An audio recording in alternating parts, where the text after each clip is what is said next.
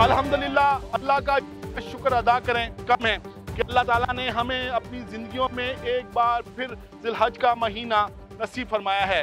मुसलमान इस महीने में सुन्नत इब्राहीमी को पूरा करते हैं, जानवर खरीदते हैं, उनको कुर्बान करते हैं।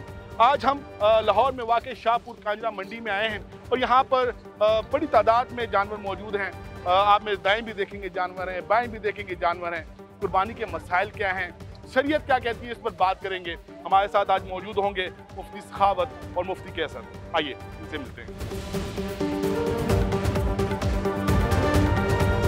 मंडी के वस्त में पहुंच चुके हैं। मुफ्ती सखावत साहब से दरख्वास्त करूंगा। मुफ्ती सखावत साहब बताइएगा शरीयत क्या कहती है कुर्बानी के हवाले से? रसूलुल्लाह सल्लल्लाहु अलैहि वसल्लम से जब सवाल किया गया या रसूलुल्लाह सल्लल्लाहु अलैहि की कुर्बानियाँ क्या हैं, तो हुजूर सल्लल्लाहु अलैहि वसल्लम ने फरमाया कि ये तुम्हारे बाप हज़रत सैयदना इब्राहीम अलैहिस्सलाम की सुन्नत है जो तुम्हारे लिए बाकी रखी गई। और यहाँ तक फरमाया कि जो बंदा साहिब वुसात हो, इसके बावजूद अगर कुर्बानी नहीं करता तो वो हमारी ईदगाह के करीब ना आए। इससे पता चलता है कि हर वो बंदा जो साहिब वुसात है, जो इतनी मालियत रखता है कि जो शरीयत ने मुतय्यन कर दी, साहिब निसाब है, उसको चाहिए कि हर साल कुर्बानी करे। और अगर मिसाल के तौर पे एक घर है, उसके अंदर कोई 10 अफराद पाए जाते हैं और 10 के 10 अलहदा से अगर साहिब निसाब हैं तो 10 के ऊपर 10 कुर्बानियाँ वाजिब हैं। बहुत शुक्रिया। हमारे साथ मुफ्ती कैसर साहब भी मौजूद हैं।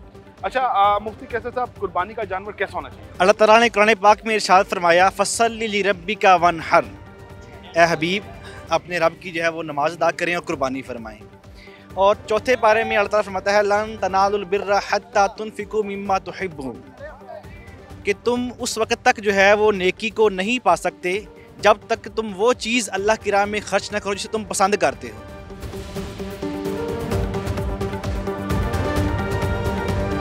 अगर तो घर का पालतू जानवर है और बंदा भी काबिल तमार है कि वो झूठ नहीं बोलता, सच बताता है कि ये इतने साल की उम्र है, फिर तो अगर उसके दांत नहीं भी गिरे हों तो उस पर एतमाद करके उसका ख़रीद लेना कुर्बानी के लिए जायज़ है। लेकिन अगर ऐसा नहीं है, बंदा अननोन है और पता नहीं है कि इसकी बात जो है ये सदाकत इसमें है कि नहीं है, तो फिर उसके दांत चेक करना चाहिए कि वो दोंदा हो। मुफ्ती साहब बताइएगा, बाज़ दफ़ा ऐसा भी होता है कि जानवर जो है वो जब हम मंडी में होते हैं तो बिल्कुल ठीक होता है, लेकिन घर जाते हैं तो वो लगड़ाना शुरू कर देता है। उनको इंजेक्शन भी लगाए जाते हैं ताकि वो खड़े हो सकें। घर जाएं तो वो जायज़ सी बात है, जैसे मेडिसिन का असर ख़त्म होता है तो उसके बाद वो जो लगड़ाना शुरू कर देते हैं। इस बारे में बताएं क्या होता है? बड़ी गलत बात है कि एक बंदा जो ज़ाहरी तौर पे जानवर को इंजेक्शन लगा के खड़ा कर दे और सिर्फ पैसे कमा के अगले बंदे की कुर्बानी ख़राब कर दे। अल्लाह ताला के हुजूर उम्मीद करते हैं उस बंदे की कुर्बानी तो कबूल हो जाएगी, लेकिन जिस बंदे ने फ्रॉड किया है, जिस बंदे ने उसके साथ धोखा किया है, इसको धोखे का गुनाह और इसको सज़ा ज़रूर मिलेगी। अगर रास्ते में कहीं ऐब पैदा हो जाता है तब भी जानवर वो कुर्बानी के लिए तो जायज़ नहीं होगा, क्यों कि कुर्बानी अदा करने तक जानवर का बेऐब होना ज़रूरी है।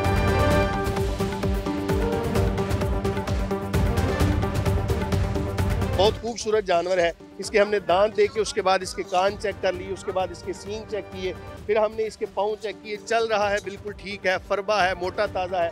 इसको ऐसे ऐसे करके देख लिया कि क्या इसका कोई अंधापन तो नहीं है। अगर ये सारी की सारी चीज़ें इसकी ठीक हैं तो ये जानवर बिल्कुल कुर्बानी के लिए जायज़ है और मुस्तहसन है। बाद में जानवरों को मुंह की बीमारी होती है, खुरों की बीमारी होती है, जिसको मुंह खोरा या पैर खुरा कहते हैं। जो ऐब जानवर की मार्केट वैल्यू के अंदर कमी कर दे वो भी शरन ऐब शुमार किया जाता है। शाम हो चुकी है, अज़ान मगरिब का वक्त है, लेकिन हम यहाँ मंडी में मौजूद हैं। कुछ और व्यापारी हैं, उनसे बात करेंगे, कुछ और जानवरों को देखेंगे। इसका सिलसिला जारी रहेगा।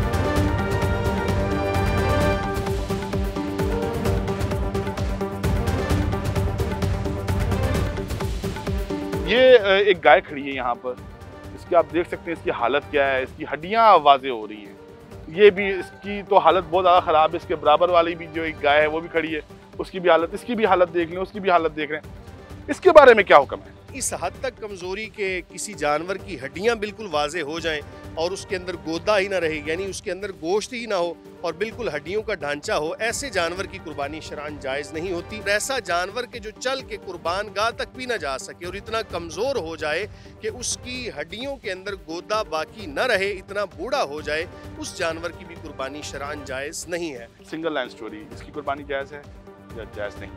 इसकी कुर्बानी जायज़ नहीं है। मुफ्ती कैसर साहब आप क्या कहेंगे? जी एग्री करते हैं, कमज़ोर है और बहुत ही कमज़ोर है। अच्छा, दोनों मुफ्तियान कराम का ये मुत्तफ़िका फैसला है कि ये जानवर है बहुत कमज़ोर है और इसकी कुर्बानी जायज़ नहीं है। आइए आगे बढ़ते हैं। ये एक जानवर है, इसको हम खड़ा करते हैं, मैं कोशिश करता हूँ।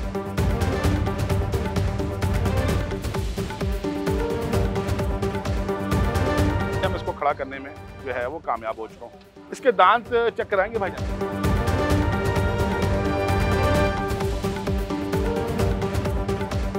देखें जी, इसके दांत चूंकि अभी नहीं गिरे, इसको दोंदा नहीं कहा गया, आम जुबान में इसको खीरा कहा जाता है, तो इसलिए खीरा जानवर हो तो उसकी कुर्बानी शरअन जायज़ नहीं है। कैसे साहब आप क्या कहेंगे? जी बिल्कुल ऐसे ही है, जानवरों की उम्रें बयान कर दी गई शरीयत में, जैसे कि जो गाय है, बैल है, ये 2 साल का होना ज़रूरी है और इसकी उम्र 2 साल से बज़ाहिर कम लग रही है क्योंकि इसके दांत नहीं गिरे हुए। मुफ्ती साहब बताइएगा, आपने ये दांत चेक किए, आपने इन दांतों में क्या देखा? जब किसी भी जानवर को देखा जाए तो उसका दोंदा होना तब पहचाना जाता है कि जब उसके दरमियान वाले 2 दांत बाकी दांतों से नुमाया हो, उनका साइज चौड़ाई में भी बाज़ दफ़ा ज़्यादा होता है और लंबाई में भी वो बिल्कुल नुमाया नजर आते हैं, दूसरों से बिल्कुल वाजे होते हैं, तो इसको कहा जाता है दोंदा जानवर। अगर बिल्कुल उनके दांत बराबर हैं और साइज भी एक तरह का है तो उसको आमतौर पे खीरा कहा जाता है जानवर, जिस तरह कि अभी हमने यहाँ पर देखा। तो ऐसे जानवर की कुर्बानी शरअन जायज़ नहीं।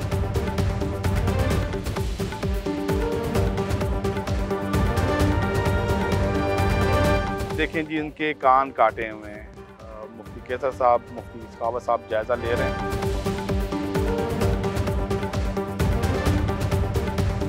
भेड़ यहाँ पर मौजूद है और ये बड़ी मासूम सी भेड़ है।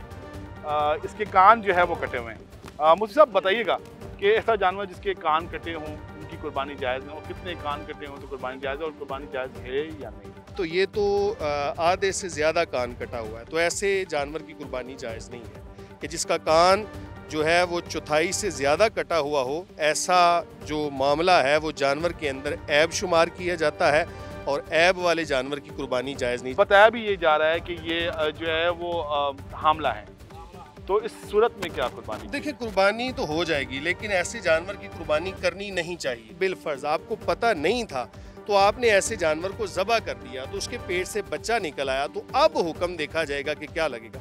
अब हुक्म शरा यही है कि उस जानवर को भी जो उसके पेट से निकले उसको भी ज़बह कर दिया जाएगा, वो उसके अलावा रखा नहीं जाएगा, क्योंकि जो कुर्बानी का जानवर ख़रीदा जाता है अगर मुर्दा है तो फिर उसको तो खाया नहीं ना जाएगा, वो तो बिल्कुल ख़राब हो गया ना। बात तो यह है कि अगर वो ज़िंदा निकला है, ठीक है, कुर्बानी आपकी अदा हो जाएगी।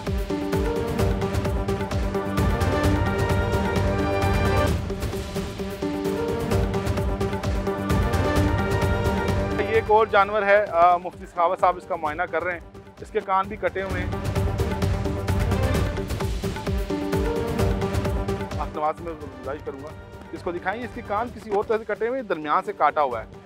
ये काटा हुआ है या कटा हुआ है, और इसका सिर्फ एक कान ही कटा हुआ है, इसके दोनों कान नहीं कटे हुए, सिर्फ इसका एक कान ही कटा हुआ है। तो मुफ्ती साहब इसके बारे में कुछ थोड़ा सा बताइएगा, क्या इसकी कुर्बानी जायज़ है? देखें, जितने लंबे इसके कान हैं ना, अगर उसूल फ़िक़्ह को देखा जाए तो इस कान का अगर हम 4 हिस्से करते हैं तो चौथाई से कम ये कटा हुआ है।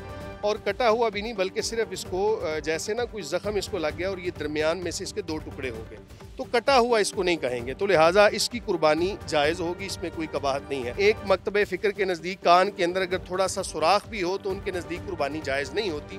तो अगर आपके पास दूसरा जानवर है तो इख्तलाफ से बचते हुए आप कोई दूसरा जानवर कुर्बान कर लें। ताहम अगर ऐसे जानवर को कुर्बान किया तो अल्लाह ताला की बारगाह में कभी उम्मीद है कि कुर्बानी कबूल हो जाए। मुफ्ती सखावत साहब एक और जानवर जो है वो चेक करें। ये जो जानवर है ये है भी खीरा और इसके दांत भी तोड़े गए हैं, तो ऐसा जानवर कि जो खीरा हो उसकी बकरे की कुर्बानी जायज़ नहीं है। आपने दांत तोड़े? नहीं भाई। तो फिर ये दांत टूटे कैसे हुए? ये दांत तो निकला है, देख नहीं रहे हो? ये देखो, ये दांत निकला है साहब, देखो तो। निकल नहीं गया, निकल गया लेकिन निकल नहीं टूटा हुआ गया, है ऊपर से। फिर टूटा। बात सुनना है, इसको तोड़े हम नहीं तोड़े हैं। दोबारा इसके दांत चेक किए जा रहे हैं। मुफ्ती कैसर और मुफ्ती सखावत दोनों दांत चेक कर रहे हैं और देखें ये आदमी फैसला- दांत ना ऊपर से जैसे टूटा हुआ है। अगर आप कहते हैं कि ये इसका खुद से अगर दांत टूटता तो फिर ऐसा ना टूटता। देखिए ऐसे कलम की तरह टूटा हुआ है, ठीक है जनाब। जी जी, ये दांत जो है ना, दांत हमने तोड़ा नहीं है, दांत ये निकल रहा है, छोटे छोटे दांत होते हैं, निकलते हैं ऊपर। ठीक है, अच्छा मुफ्ती कैसर साहब की राय जान लेते हैं। सर आप क्या कहते हैं? यहाँ पे 2 दांत होते हैं, अगर वो नेचुरली खुद गिरें तो वो जब उगें तो इकट्ठे उगें एक तो, और उनका जो है उगने का अंदाज जो है वो बिल्कुल स्ट्रेट जैसे होता है। इसका एक दांत उग रहा है और वो थोड़ा सा टेढ़ा उगा हुआ है, जो लग रहा है कि बज़ाहिर जो है इसको गिराया गया है, गिरा नहीं है। अस्सलाम वालेकुम, कैसे हैं? खैरियत से हैं? तबीयत ठीक है आपकी? अस्सलाम वालेकुम। खस्सी और आंडू दोनों बकरी ले आए। अच्छा, ये एक जानवर है जिसको हमें पसंद आया, हमने इसको बुलाया, हमने कहा कि ये जानवर इसको हमें दिखाएं। इसके दांत दिखाएंगे जनाब?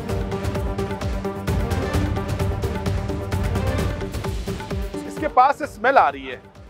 ये आंडू बकरा है। एक और बहस है मुफ्ती साहब कि एक खस्सी जानवर के हवाले से उसके बारे में थोड़ा सा बताएं। क्या जो जानवर खस्सी होता है उसकी कुर्बानी जायज़ है? खस्सी जानवर की कुर्बानी बिल्कुल जायज़ ही नहीं बल्कि मुस्तहब है, यानी दूसरे बकरे से या दूसरे जानवर से ज़्यादा उसकी कुर्बानी बेहतर है। बाज़ मकातब फ़िक्र ऐसे हैं कि जो इसको ऐब मानते हैं, वो कहते हैं किसी जानवर को खस्सी कर दिया जाए तो उसके अंदर ऐब पैदा हो जाता है।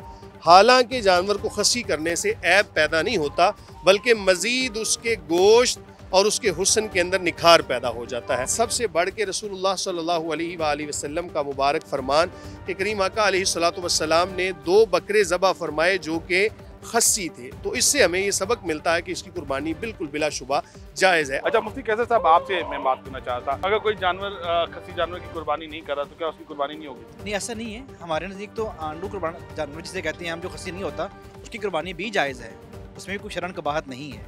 अच्छा जी, मसले का हल यहीं पर निकला है। मुफ्ती कैसर साहब थे, मुफ्ती सखावत साहब थे, इनका कहना था कि ऐसा नहीं है कि जो खस्सी जानवर है उसकी कुर्बानी जायज़ नहीं है या जो आंडू जानवर है उसकी कुर्बानी जायज़ नहीं है। दोनों का कहना यह है कि खस्सी जानवर की कुर्बानी मुस्तहब है, लेकिन अगर आप आंडू जानवर की भी कुर्बानी करते हैं तो वो भी जायज़ है। हमारे साथ मुफ्तियान इकराम मौजूद थे, इन्होंने हमें जो शरई मसाइल थे कुर्बानी के हवाले से उसके बारे में बताया। हम इनके बहुत शुक्रगुजार हैं। इस वीडियो पर अपना फीडबैक जरूर दीजिएगा। अपना ख्याल रखिएगा। अल्लाह।